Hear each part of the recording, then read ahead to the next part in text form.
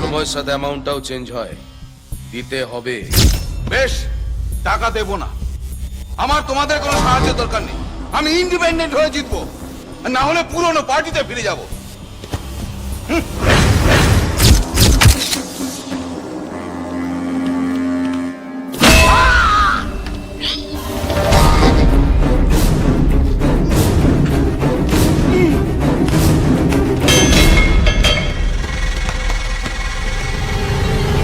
বলছে কি, বাইরে খুন করলে লোকে জেলে ঢোকে, জেলে খুন করলে কোথায় ঢোকে?